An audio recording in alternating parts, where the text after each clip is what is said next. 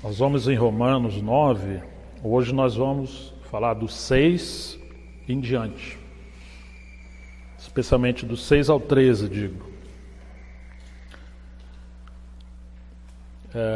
Depois que Paulo faz a introdução, do 1 ao 5, a sua perplexidade, porque apesar de todas as promessas, de tudo que Deus destinou ao seu povo Israel, de onde vem também o Cristo segundo a carne, Israel se endureceu.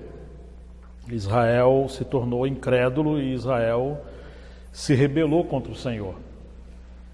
E Paulo então está fazendo essa exposição e chega agora no 6, ele diz assim: não pensemos que a palavra de Deus haja falhado, porque nem todos de Israel são de fato israelitas. Nem por serem descendentes de Abraão são todos seus filhos, mas em Isaque será chamada a tua descendência. Isto é, estes filhos de Deus não são propriamente os da carne, mas devem ser considerados como descendência os filhos da promessa. Porque a palavra da promessa é esta: por este tempo virei e Sara terá um filho. E não somente ela, mas também Rebeca, ao receber de um só Isaque, o nosso pai. E ainda não eram gêmeos nascidos, nem tinham praticado bem ou mal, para que o propósito de Deus quanto à eleição prevalecesse, não por obras, mas por aquele que chama. Já fora dito a ela: o mais velho será servo do mais novo. Como está escrito: amei Jacó, porém me aborreci de Esaú. Senhor, nós oramos e pedimos a Tua graça para ouvir, compreender o Senhor por meio da Tua palavra, que o Senhor possa nos dar entendimento. Nós somos tão carentes de Ti, diante desse texto tão profundo, nos sentimos nada, Senhor. Dá-nos a Tua graça para, no mínimo, desejar compreender cada vez mais a intenção do Senhor em relação ao seu povo Israel, em relação a nós, em relação ao Teu propósito. Em nome de Jesus, para a Tua glória, Senhor, em nome de Jesus. Bom, para quem ouviu a introdução que nós fizemos sobre Romanos capítulo 9, versículo 1 a 5, já faz um tempo, que foi antes do encontro, a gente falou especialmente sobre a chave para entender esses 3 capítulos, especialmente o capítulo 9 e o capítulo 11. O capítulo 9 e o capítulo 11 são considerados por boa parte dos estudiosos da Bíblia como os textos mais complexos, não só da carta de Paulo aos Romanos, mas possivelmente de toda a Bíblia. Então, vocês percebem que é um assunto assim, é um terreno santo. São os mais difíceis, inclusive, de interpretar, especialmente de interpretar.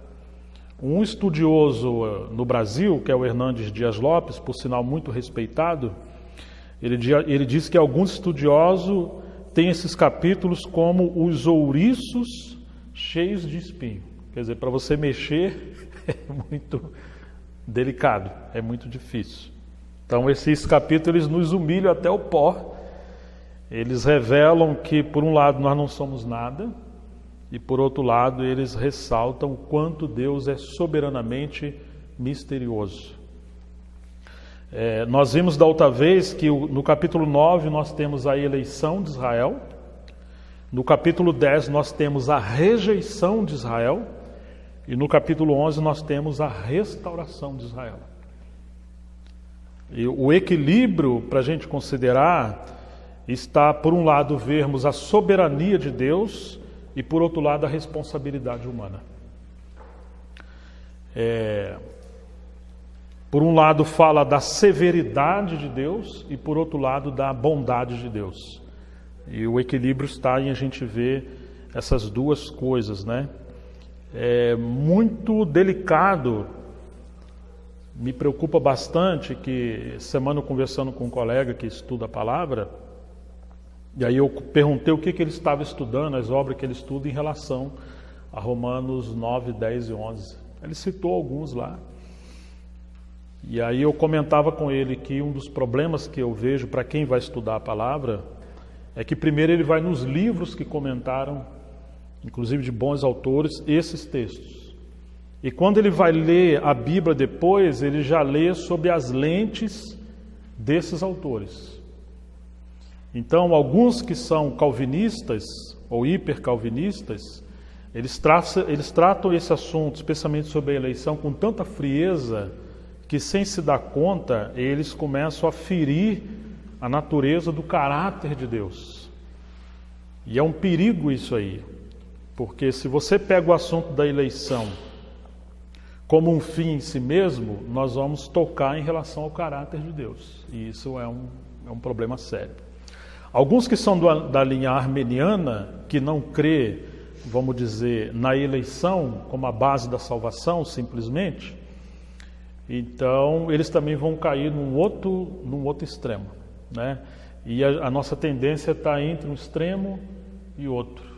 Alguns se acham conselheiros de Deus, acham que Deus foi injusto, que politicamente ele foi arbitrário, e isso não é correto. E o segredo, eu penso, é a gente não ir a nenhuma dessas linhas, mas nós irmos direto ao texto sagrado e nós dependermos da iluminação do Espírito Santo. E deixar a Bíblia falar simplesmente por ela mesma, porque a Bíblia interpreta a si mesma. Todas as respostas que a gente precisa estão nas Escrituras. E é claro que nós não somos sem a contribuição de cerca de 2.000 anos de história da Igreja. Eu não estou querendo dizer que você deva abandonar a contribuição de muitos servos de Deus que estão muito além de nós, muito mais profundo que nós. Eu estou fazendo uma crítica ao equívoco de, no lugar da pessoa ler o texto, considerar o contexto e aplicar o que a Bíblia diz, vão-se primeiramente aos livros. E ao ir aos livros, você corre o risco de pegar uma corrente teológica desequilibrada e você ter uma deturpação do pensamento de Deus no texto. Paulo não era calvinista, nem arminiano, né? Calvino veio depois de Lutero, então cerca de 1.500, 1.600 anos depois de Paulo. Então é muito melhor você ir ao texto, vai ao texto, deixa o texto falar. E uma coisa que tem guardado muito no meu coração é que cada vez eu percebo que o Senhor falou a pessoas simples, ainda que as coisas são profundas. O C.S. Lewis certa vez disse que Deus não fala como um filósofo para uma lavadeira de roupas. Ele fala com muita simplicidade. Então ele falou a um pescador, falou a um homem do campo, a mulher samaritana, a pessoas simples, ainda que ele falou com os escribas e fariseus, né? Mas muitas das vezes nós temos a tendência do caminho da erudição, da coisa mais, vamos dizer, elaborada, né? E isso às vezes acaba ofuscando as coisas como elas são com simplicidade, ainda que elas são coisas profundas. E esse assunto do capítulo 9, 10 e 11, especialmente o 9 e o 11, está falando do mistério de Israel. E porque ele é um mistério, ele é de fato um assunto complexo. Mas é muito melhor você chegar às Escrituras e aquilo que está claro a gente simplesmente crer, e o que não estiver claro até o momento a gente depender do Senhor e ter descanso, do que a gente querer penetrar o impenetrável, decifrar o indecifrável, explicar o inexplicável, porque às vezes as coisas deixam de ser mistério. É claro que o mistério precisa ser revelado, mas se a gente não crê na soberania de Deus e nas profundezas de Deus, e nós podemos perder o assombro, podemos perder aquele senso de que nós somos nada e que Deus é indescritivelmente misterioso. Algumas coisas Deus simplesmente deixou para a sua escolha, e nós devemos simplesmente adorar o Senhor por aquilo que Ele é.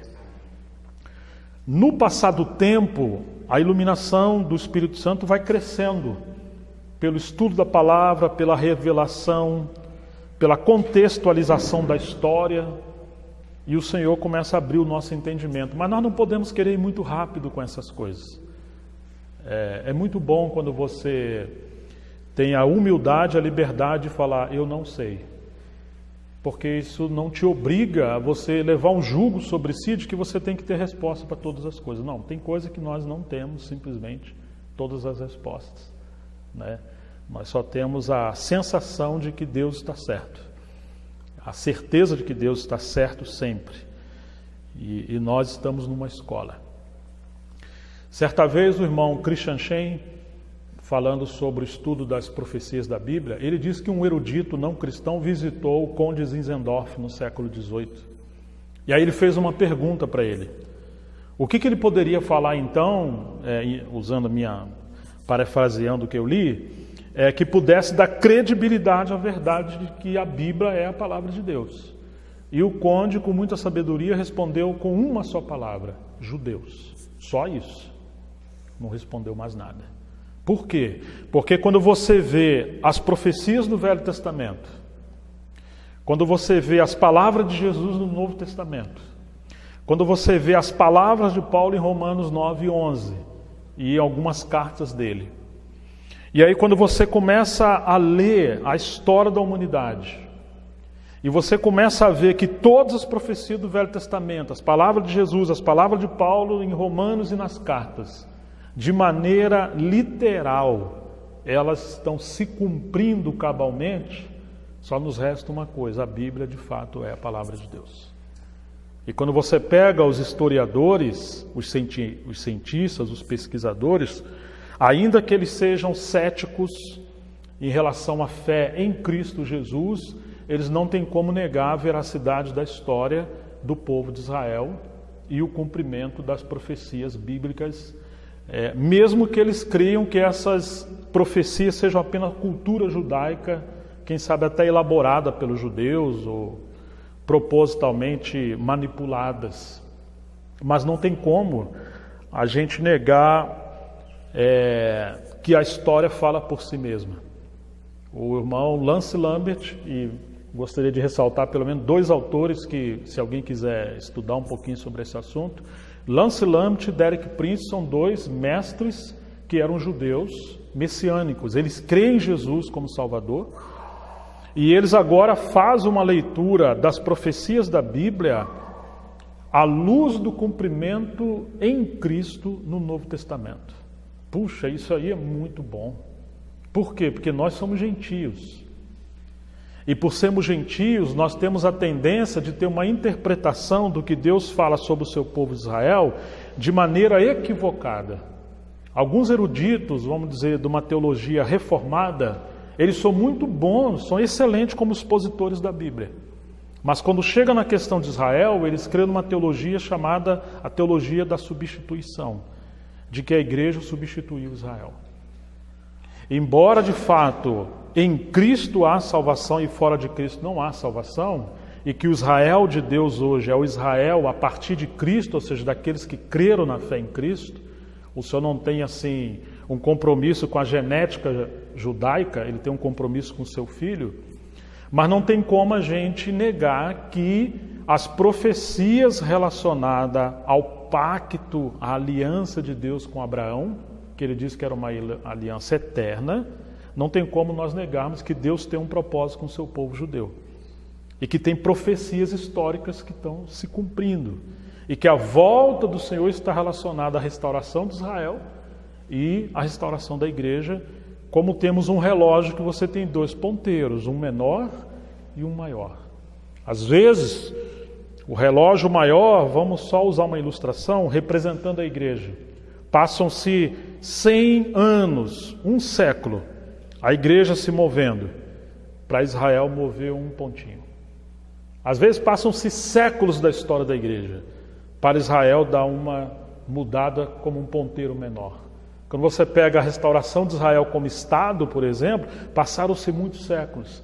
Quando você pega, por exemplo, o Holocausto em Hitler, na época de Hitler, a exterminação, ou a tentativa de exterminar o povo judeu, aquilo foi uma coisa terrível, que contextualizando com as profecias do Novo Testamento, você vai encontrar um pano de fundo.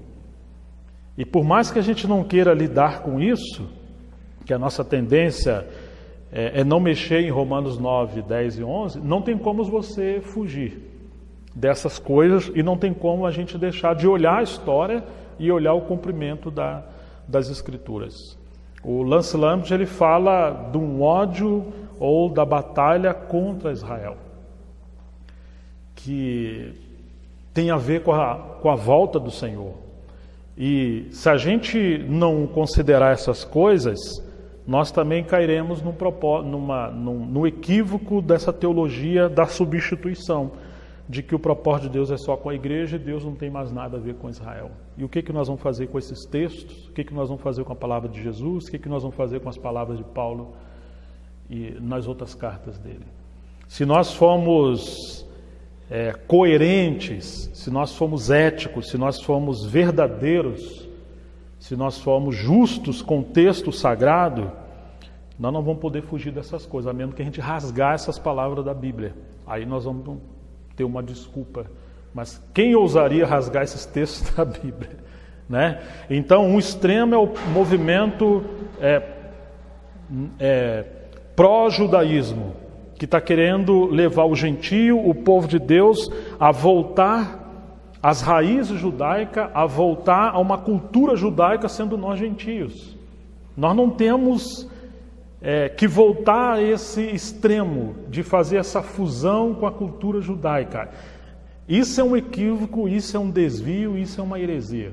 Lugares onde as pessoas estão, os seus salões, os líderes colocando um quipá, colocando um candelabro, um chifre, uma série de outras coisas, achando que se trouxer alguns elementos da cultura judaica, isso vai atrair a bênção de Deus, a unção de Deus, e etc, etc. Não, isso é heresia. Tudo aquilo do Velho Testamento, que era uma tipologia, se cumpriu em Cristo, eram sombras. Se você quiser ter lá um shofar, uma menorá, ou qualquer uma outra coisa de elemento judaico na sua casa, ou até mesmo no salão da igreja, não tem problema.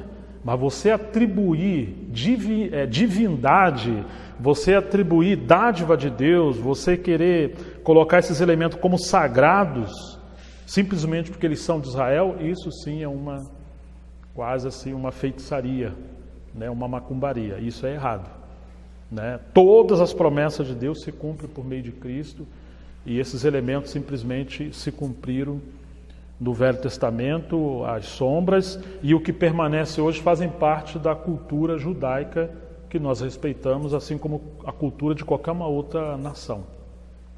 Então nós não devemos ser nem pró-judaísmo e nem da teologia da substituição. Nós não devemos ir nem no extremo e nem no outro. Nós devemos estar em Cristo. E ao estar em Cristo devemos considerar a soberania de Deus em relação a Israel e as profecias que Deus tem em relação a Israel.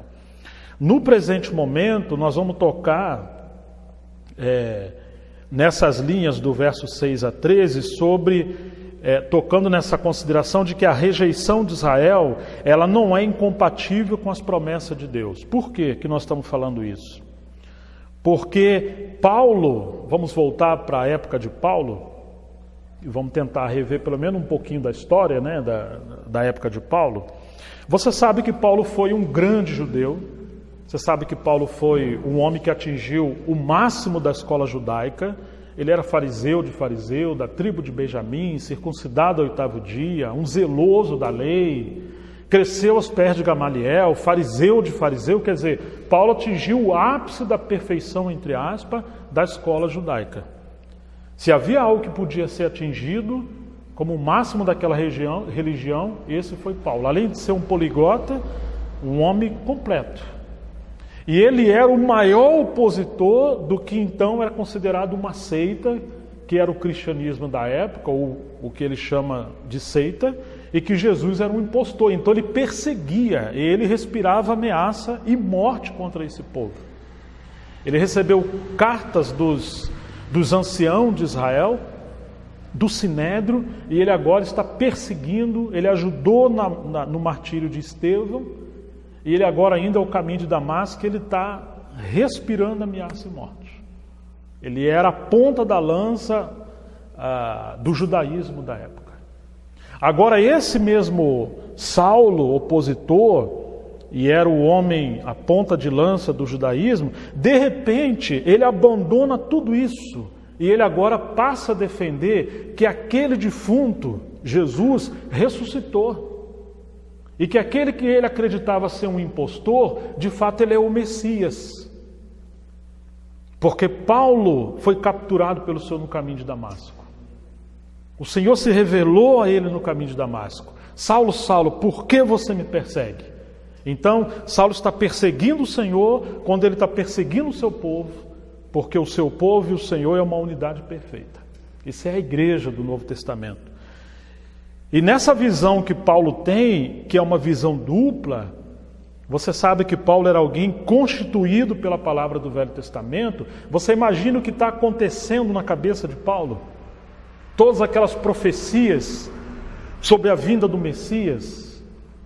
E agora Paulo vê que essas profecias se cumpriram em Cristo. Ele fica cego por 3 dias meditando, considerando que o eu sou do Velho Testamento que apareceu a Moisés é aquele que se fez tabernáculo e habitou entre os homens no Novo Testamento. E agora as muitas palavras que Jesus falou, que até então eram tidas como blasfêmia, na verdade são palavras de Deus. Você imagina que só nos evangelhos Jesus se reporta a si mesmo como o Filho do Homem 80 vezes. E o Filho do Homem é uma palavra que Daniel atribui no capítulo 7, versos 13 em diante, ao Messias, que ele viu na sua visão do anjo ali, que revela a Daniel, ele viu aquele que viria, o Messias, naquela aparência como Filho do Homem, e ele seria o Senhor soberano sobre todas as nações. E agora Jesus fala que é ele fala que ele é o eu sou, que veio antes de Abraão. E Paulo agora começa a cruzar as palavras de Jesus com as profecias do Velho Testamento, com as teofanias do Velho Testamento, ou seja, as manifestações de Deus, as aparições de Deus no Velho Testamento. O anjo de Javé do Velho Testamento, na verdade, é o Verbo de Deus, o Jesus eterno, a pessoa do Filho que se manifestou no Velho Testamento. Agora Paulo está vendo isso. Que grandeza que é isso! E isso é obra de revelação, de que houve uma mudança radical na vida de Paulo. E isso é um milagre da revelação de Jesus Cristo como Messias.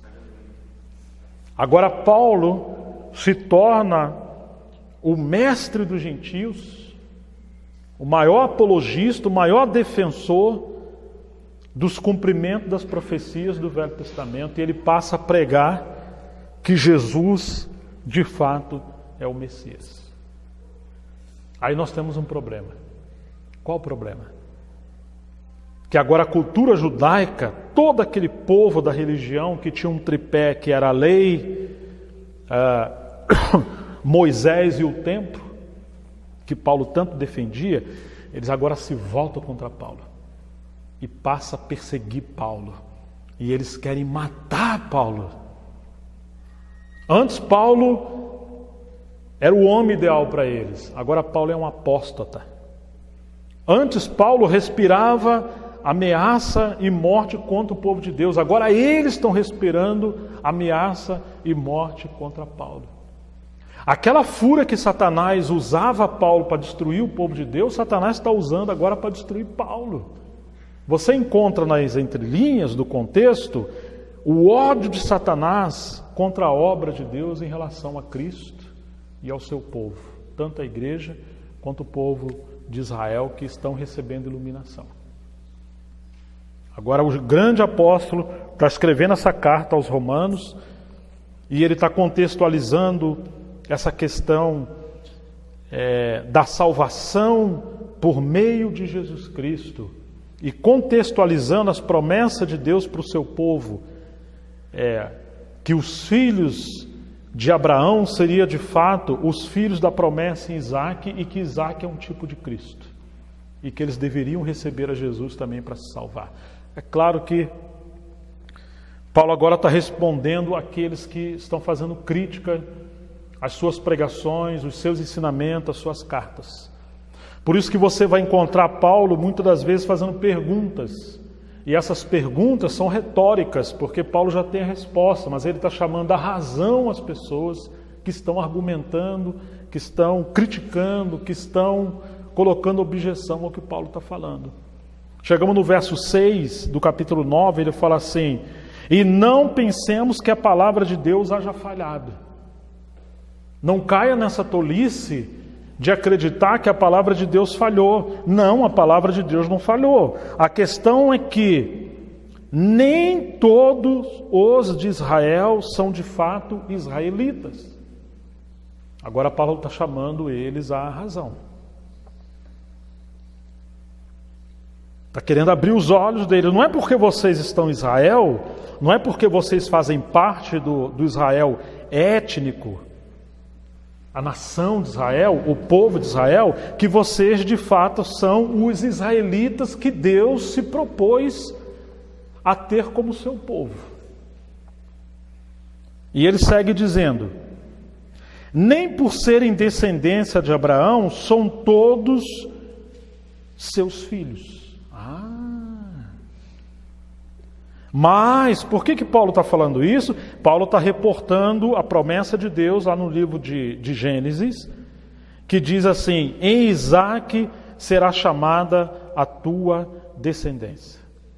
Paulo está voltando, porque eles conheciam as Escrituras, a promessa de Deus a Abraão no Velho Testamento. Então, quando nós olhamos esse verso 6, e pulando ao verso 7, a gente pode ver a explicação disso em Romanos 2, versículo 28 e 29. Vamos olhar Romanos 2, versículo 28 e 29, para entender o que Paulo está falando?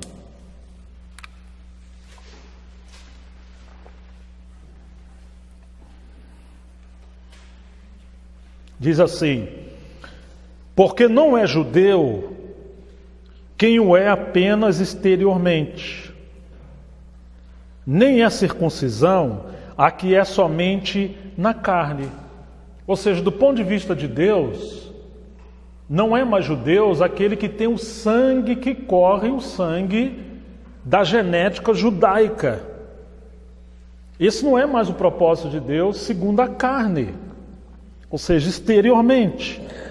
Porém, judeu, verso 29, é aquele que o é interiormente. E circuncisão já não é no prepúcio do membro do homem que era cortado, mas sim é a circuncisão que é a do coração, porque aquilo era uma tipologia. E essa circuncisão já não é com a faca que os líderes faziam. Não, essa circuncisão agora é pelo Espírito, não é uma coisa exterior. Não é segundo a letra que foi escrita nas tábuas de pedra pelo dedo de Deus, mas e cujo louvor não procede de ser humano, mas sim de Deus. Você está vendo o que Paulo está falando? Quer dizer que agora a obra que Deus faz é uma obra a partir do coração. Precisa haver um milagre espiritual, como aconteceu com Paulo, que muda radicalmente o homem judeu, que ainda que ele continue sendo judeu por natureza e corra no seu sangue a hereditariedade judaica, mas ele foi afetado pela revelação de Cristo e ele nasceu de novo. E ainda que ele tenha uma circuncisão segundo a carne, ou não tenha, isso não faz mais diferença, a circuncisão que Deus está enfatizando é a circuncisão do coração. Aquele que nasceu de novo pelo Espírito Santo, ele agora entra no cumprimento que Deus fez a Abraão em Gênesis, de que os filhos que seriam filhos de fato de Abraão seriam segundo a promessa dele, Isaque, porque Isaque é um tipo de Cristo que viria.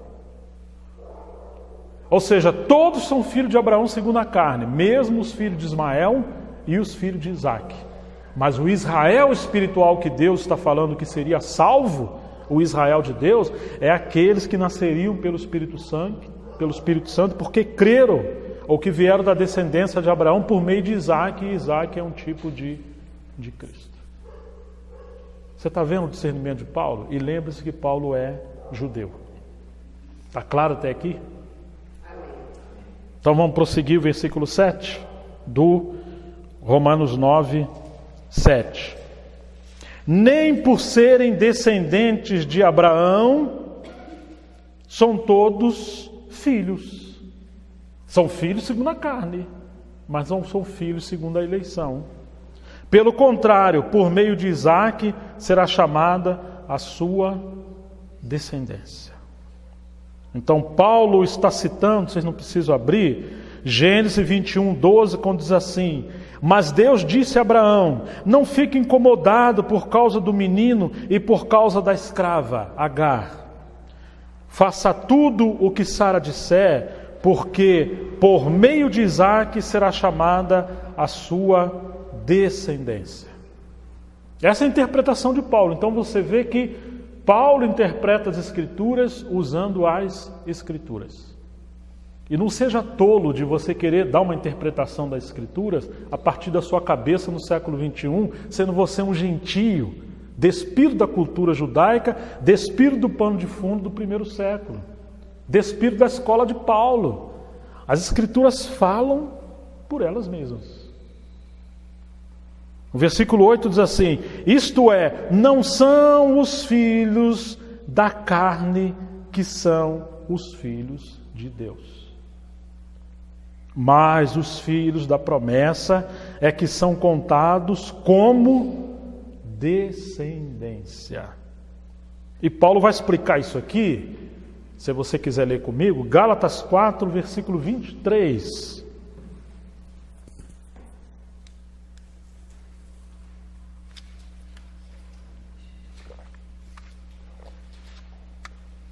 Gálatas 4, 23. O filho da escrava nasceu segundo a carne. Quando Abraão não esperou em Deus, e ele foi gerar uma solução pelo seu esforço humano, ele ouviu a sua mulher e se submeteu ao conselho da mulher. Que perigo, às vezes as mulheres dão os conselhos para resolver as coisas rápido, e às vezes esse conselho não é segundo a vontade de Deus, e a gente honra mais a mulher do que a Deus. Isso aconteceu com Abraão. E quando ele foi honrar a Sara mais do que a Deus, gerou o que ele gerou? Um Ismael. E aí Paulo está dizendo assim: o filho da escrava nasceu segundo a carne. Você arrumou um problema. O filho da mulher livre, ou seja, que era Sara, nasceu mediante a promessa, e o propósito de Deus prosseguiu, não pela desobediência de Abraão, gerando um filho segundo a carne da escrava, mas segundo a promessa a partir de Isaque. Isaque nasceu quando Abraão já era impossibilitado de gerar um filho, e também a sua mulher, para ficar demonstrado que é a obra de Deus mediante a graça de Deus, assim como a nossa salvação, que não é segundo o esforço humano, é segundo a graça pela fé. Então assim, você vê que Paulo vai lá e vem cá, ele vai sempre chamando a gente ao pensamento e deixando as coisas claras para nós, né? Vamos voltar a Romanos 9, que é o nosso texto base, e nós vamos do verso 9 ao 13 agora, que nos diz: porque a palavra da promessa é esta: por esse tempo eu voltarei, e Sara terá um filho. Aí você lembra que Sara riu. E isso não aconteceu somente com ela, ou seja, que Deus faz uma promessa que geraria a partir da impossibilidade da mulher gerar filho. Mas diz assim: mas também a promessa de Deus veio com Rebeca, ao conceber de um só, ou seja, de Isaque, o nosso pai. E os gêmeos ainda não eram nascidos, nem tinham feito o bem ou o mal, para que o propósito de Deus quanto à eleição prevalecesse, não por obras, mas por aquele que chama. Quando foi dito a Rebeca: o mais velho será servo do mais novo, como está escrito: amei Jacó, porém desprezei ou me aborreci de Esaú. Bom, aí vem Paulo. Paulo está mostrando para nós, por um lado, a eleição ela é um fato, e como que nós vamos argumentar diante da eleição? Essa é a primeira coisa que tem que ficar assentado diante de nós. Segundo lugar, a eleição não é por meio de obras ou por merecimento, mas é pela escolha soberana de Deus. Quando Deus elegeu, e aí você vê o verso 11, os gêmeos ainda não eram nascidos. Então Deus elegeu quando eles não tinham nascido. Eles não tinham feito bem ou mal, ou seja, não foi na base da meritocracia. Para que o propósito de Deus quanto à eleição prevalecesse não por meio de obras, mas por aquele que chama. Ou seja, se você olhar do ponto de vista natural, a gente vai eleger uma pessoa para um cargo na empresa, ou num trabalho, ou para você, qualquer uma outra coisa. Então você vai olhar os méritos daquela pessoa. Ela tem um caráter, ela tem um viver histórico, uma carreira histórica, irretocável. Quando você olha ela em relação ao seu irmão, em relação aos outros, fala, nossa, aquele outro lá deu muito trabalho. Mas aquele ali não, aquele ali é o mais adequado. Então vamos eleger ele? Vamos. Então você vê que as pessoas fazem uma série de exame, de prova, de teste, você está examinando. Mas nesse caso aqui não foi assim. E na verdade, penso eu, que se fosse escolher, eu acho que eu não escolheria Jacó. Você lembra o que significa o nome de Jacó? Usurpador, trapaceiro, trambiqueiro, tem um bocado de adjetivo. Jacó começou a ter uma vida um pouco mais segundo o coração de Deus depois de 90 anos. Foi quando ele lutou com Deus no vale de Jaboque e o Senhor feriu ele. E é claro que ali está revelada a fraqueza de Deus. Porque com um sopro Deus tinha matado Jacó. Deus se permitiu se colocar como fraco para Jacó lutar com ele.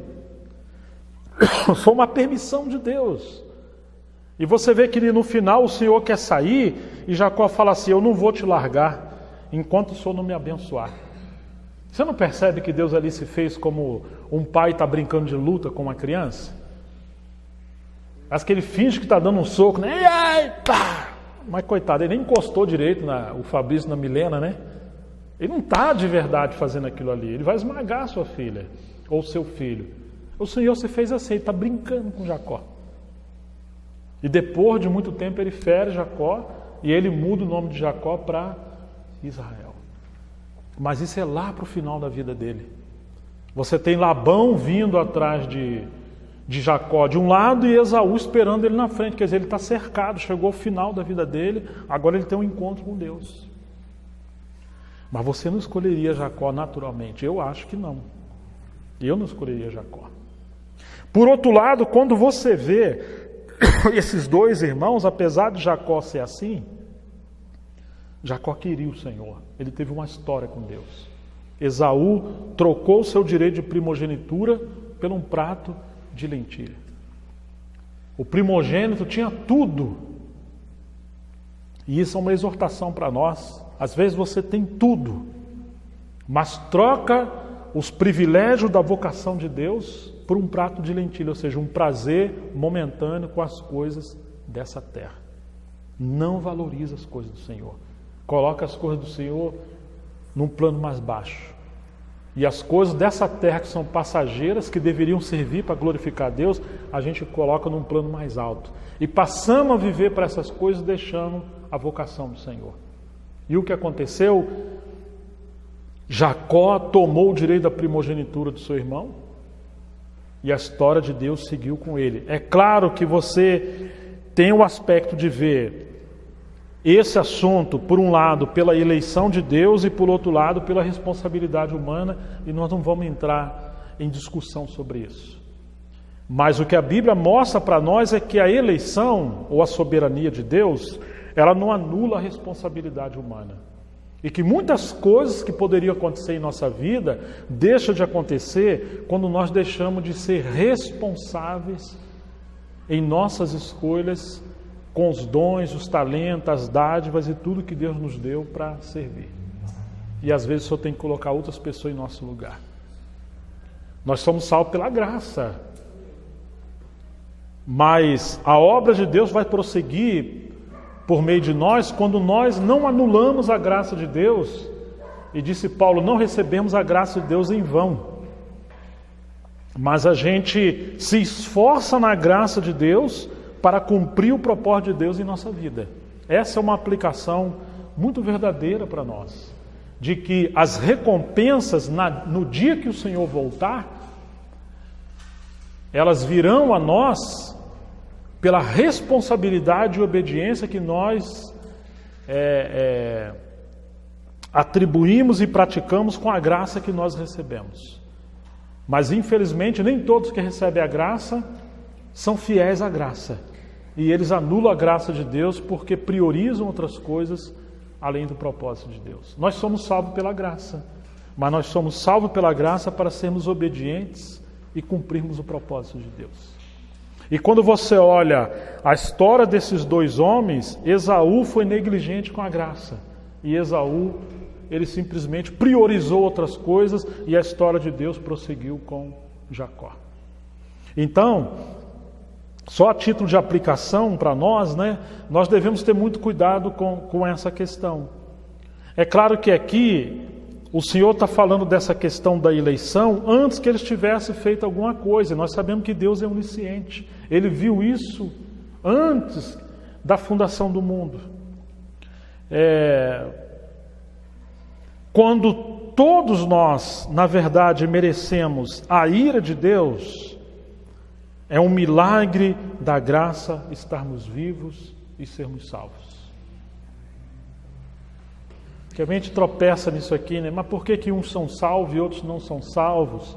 Será que Deus não está sendo injusto em salvar esse e não salvar aquele? Não, na verdade ninguém merecia salvar, não. Ser salvo, digo. Todos nós merecemos o lago de fogo. Tem que ver as coisas por um outro lado, De que nós fomos atingidos pela graça de Deus. E mais adiante vai ver que essa graça chegou a todos os homens. Deus não é arbitrário, Ele não é injusto, ainda que Ele é soberano. Temos, para concluir, um Israel de Deus, que são os filhos de Abraão, segundo a promessa, dentro do Israel natural. Ou seja, nós temos que ver Israel pela fé, que são aqueles que creram em Cristo, dentro do Israel natural.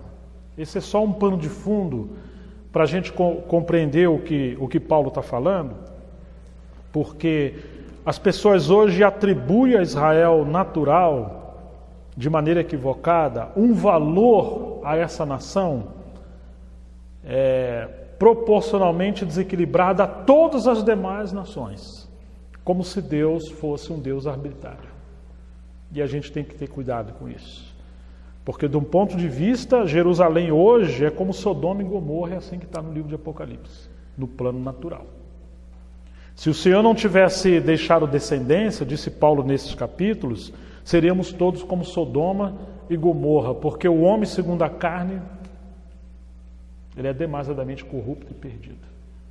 Deus ama o seu povo, mas Deus não é injusto. Ou seja, Ele tem um cumprimento de profecia para o Israel natural, mas nem por ser Israel, eles serão elevados acima da graça e da salvação em Cristo Jesus. Tudo agora que Deus faz no universo é por meio de Cristo Jesus. E as profecias se cumprem por meio de Cristo Jesus. Mesmo as profecias que se cumprirem no plano natural, é para cumprir o propósito de Deus em Cristo Jesus e eles serem salvos por meio de Cristo Jesus. E sem Cristo Jesus não há salvação. Então, hoje a gente, para terminar, o pano de fundo do que a gente está vendo aqui é que Paulo está chamando a razão os judeus da sua época, que estão se opondo a Paulo, ao seu pensamento segundo o Evangelho, e eles têm uma exaltação em si mesmo, que eles acham que Deus tem uma obra na vida deles, simplesmente por eles serem judeus segundo a carne. E Paulo está dizendo que não, que judeu segundo a carne está indo para o inferno como qualquer um outro ser humano de qualquer uma outra nação. Deus não tem um compromisso genético com o povo judeu simplesmente por eles serem judeus. Deus tem um compromisso com a aliança que ele fez a Abraão, e essa aliança que ele fez a Abraão está se cumprindo também o seu povo natural, mas em relação à salvação eles vão precisar receber Jesus como o Messias. Amém, queridos? E nós não temos que ser de uma escola que defende a teologia da substituição, que Deus não tem mais nada a ver com o seu povo Israel, porque ele só tem a ver com a igreja. Não, isso é errado. Ainda há promessas que Deus vai cumprir ao povo de Israel. E não devemos tocar nisso com leviandade. Nem devemos ser da escola pró-judaísmo, que quer levar o povo gentio e a igreja de Deus a voltar a Israel e abraçar a cultura judaica e fazer uma fusão só. Não, isso também é um outro erro. As coisas são vistas a partir de Cristo. E a partir de Cristo todas as coisas fazem sentido. À medida que a gente for avançando nos demais versículos até terminar o capítulo 11, então nós vamos ter o quebra-cabeça montado, bonitinho, e nós vamos encontrar... vamos ler apenas um versículo aqui para a gente concluir, que está no capítulo 11 de Romanos...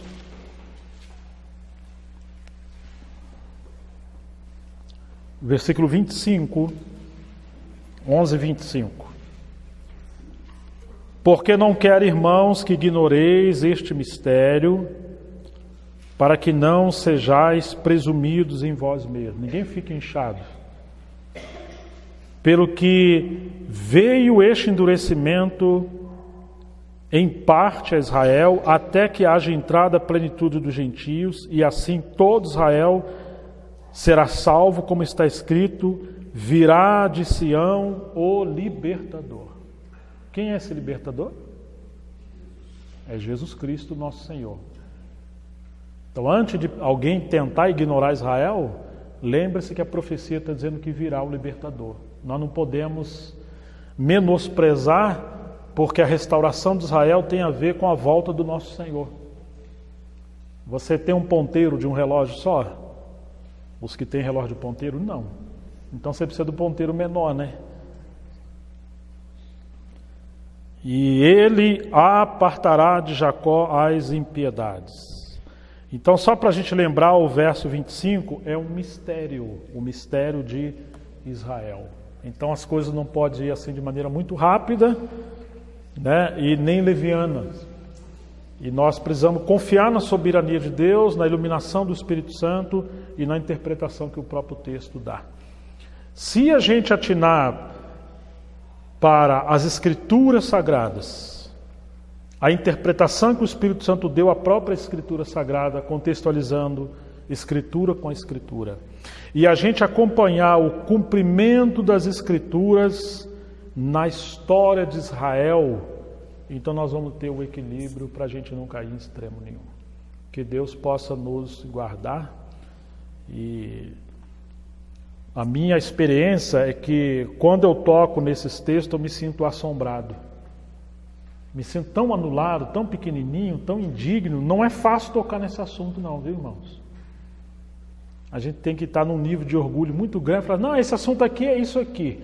Nossa, Deus!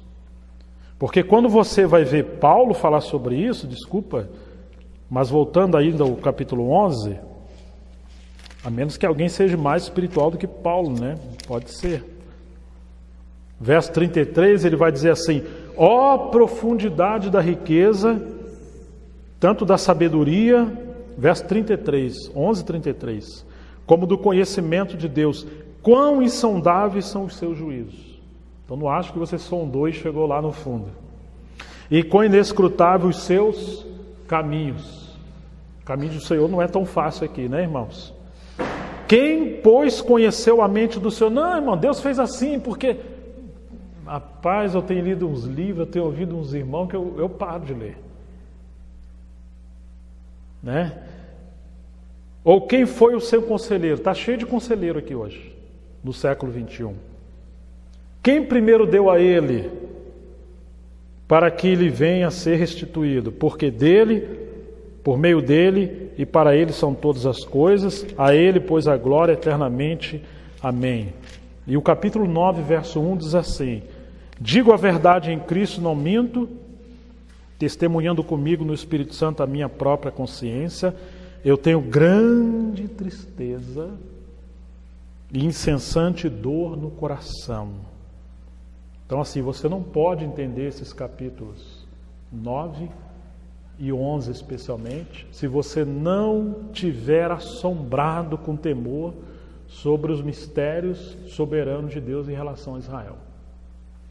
E, ao mesmo tempo, não tiver um coração quebrantado, de dor, se sentindo impotente com compaixão pelo povo judeu. Como Paulo está dizendo. Porque eu mesmo desejaria ser maldito, separado de Cristo por amor de meus irmãos, meus compatriotas segundo a carne. Você está vendo onde Paulo está indo? Ele está como Moisés, que Deus disse que ia exterminar o povo, e falou, então você risca primeiro o meu nome do livro da vida. Ou seja, eu prefiro ser riscado do que ver o meu povo, segundo a carne, ser cortado da salvação. Então, irmãos, nós não somos judeus, como Paulo era. Então não toca nesse assunto assim, de maneira leviana, não. Nós não temos noção direito disso aqui. Eu aconselho que você assista o vídeo no YouTube chamado A Batalha contra Israel, do Lance Lambert. Escute um homem de Deus interpretando as Escrituras do ponto de vista de um homem de Deus que não apenas é judeu, mas é um profeta e mestre, um homem cheio do Espírito Santo a partir de Cristo. E quando você vê ele falando sobre a fúria de Satanás contra o povo judeu, a questão do holocausto, a questão das perseguições, a questão do que eles vivem, porque os seus pais morreram no contexto do holocausto. Eu penso que a gente vai poder respeitar um pouquinho mais esse assunto. Que Deus tenha misericórdia de nós. O título do vídeo é A Batalha contra Israel, de Lance Lambert. Ele está em inglês, legendado em português. Mas, puxa, nessa semana, já que nós vamos continuar falando desses capítulos, eu recomendo que você leia bem o capítulo 9, 10 e 11 várias vezes, mas assista esse vídeo. Vai ajudar bastante a considerar a questão da restauração de Israel. Fica esse dever de casa para vocês, ok? Vamos dar graça ao Senhor. Pai, nós nos sentimos assombrados, nos sentimos anulados, Senhor. Nos sentimos em terra santa ao ler a Tua palavra e ver a Tua grandeza, ao mesmo tempo a Tua misericórdia, Senhor. A Tua soberania e a Tua graça, a Tua compaixão e a Tua severidade diante da desobediência. Senhor, nós oramos, abra os nossos olhos para compreender a Tua palavra. E sobre esse assunto nos dê encargo, Senhor, também por Israel, para orarmos, para que o Senhor cumpra as Tuas promessas em relação a Israel e nos dê sabedoria para discernir a nossa responsabilidade em relação à palavra profética sobre a volta do Senhor, o Messias, que foi, segundo a carne, da descendência de Israel, da tribo de Judá. Ó Senhor, nos ajude, nos dê equilíbrio espiritual. Livra-nos, Senhor, de estarmos agarrados tantas coisas do Ocidente, tantas coisas da nossa nação, e esquecer do contexto da obra do Senhor a partir de Israel. Nos dê responsabilidade espiritual para que haja equilíbrio em todas as coisas. Quanto a que o Senhor tem não apenas para Israel, mas também para os árabes e por todas as demais nações. O Senhor tem profecias maravilhosas e nós queremos compreender a vontade do Senhor. Nós oramos e Te agradecemos E pedimos que o Senhor nos guarde e nos ajude a ser homens e mulheres segundo a Tua palavra, uma igreja que seja bíblica e cheia do Espírito Santo, em nome de Jesus, para a Tua glória. Amém. Deus nos abençoe.